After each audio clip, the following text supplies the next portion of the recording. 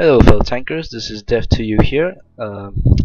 I'm going to give a short review or game guide on how to, and also give some tips on how to play the T110E3 on the Southeast Asian server. You may be wondering, why am I emphasizing on Southeast Asia? Well, the thing is, Southeast Asia is a relatively around 2 years old? I think it's only 1 year old actually. It's a very new server, so there aren't as many pro players. As you can see here, I'll show you right now. I mean, look at the matchmaking. 3 tier 10s, 3 tier 10s. The rest are all tier 9s. This shows that, I mean, you don't need to see this. I mean, when I go into queue, I barely see any tier 10s, even at night time. So, this server is relatively new, so the skill is also what you expect from a new server. Not exactly the greatest. Now, let's ignore that part, but do note, if you're from the NA or EU server, don't really take this game guide for too much, because the tactics I'm going to show now aren't exactly applicable on NA.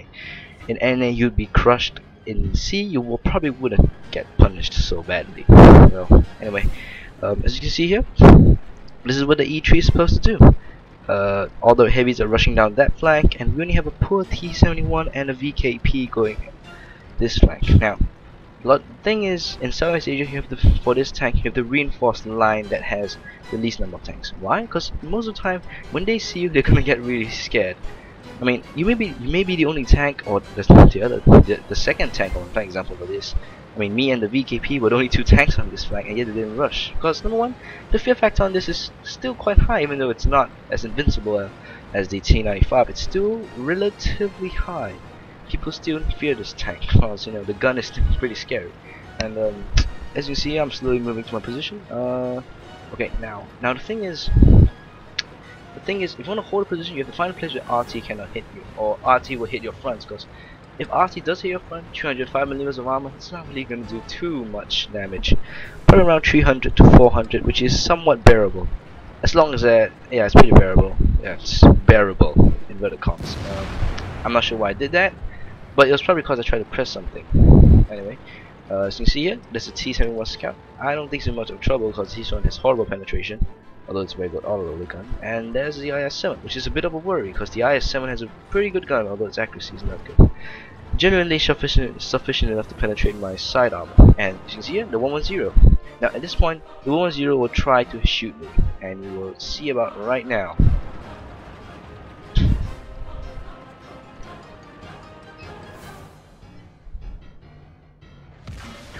Bam, I get hit. Now, I'm not sure where I got hit, but yeah, it was probably somewhere around here. Yeah, that spot. When I got hit here, it did some damage. Maybe using HE, I can't really be sure. But anyway, let's come to my battle. It didn't really do much damage. Not much to talk about. He bounces again.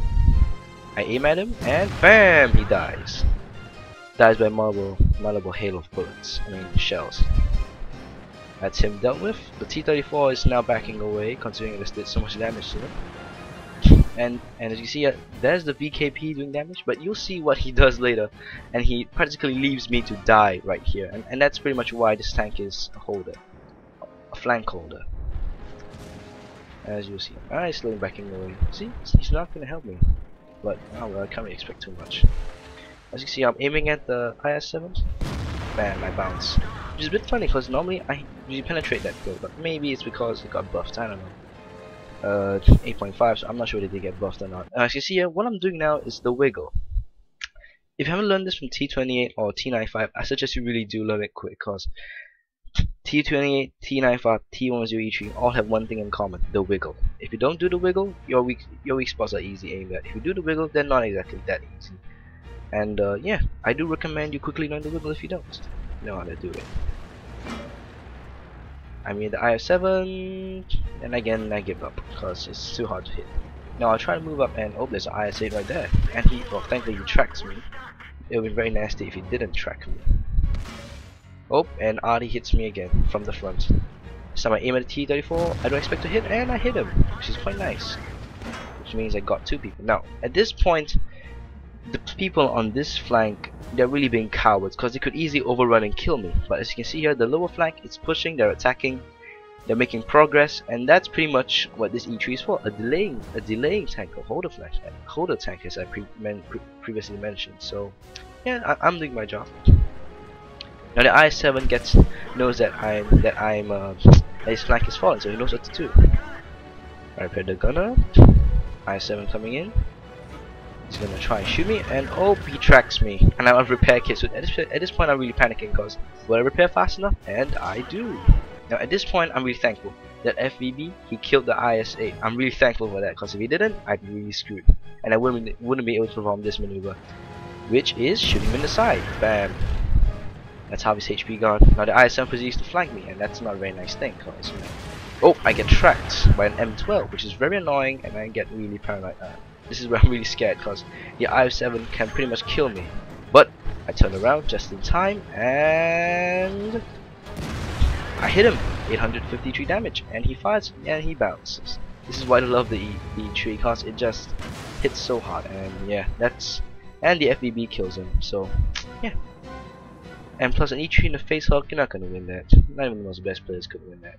Well, maybe the best players could, but I don't think this guy's a very good player, considering that he was cowardly enough to play peekaboo with me instead of flanking me. So flanking me earlier. If he had done the same thing earlier, I wouldn't be here.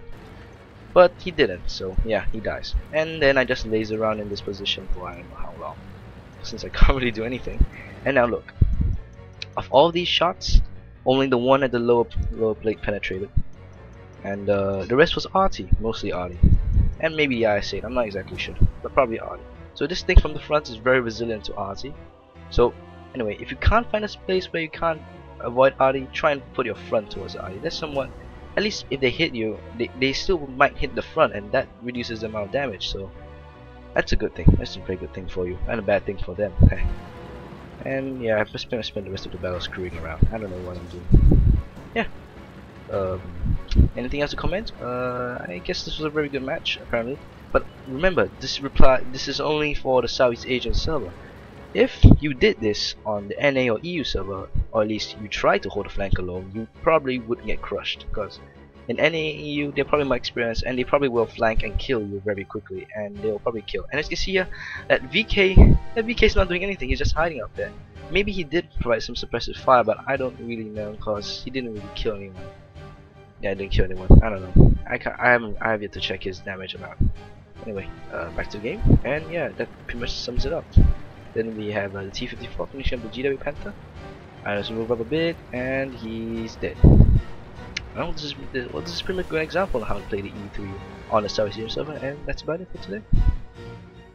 Yeah, that's about it.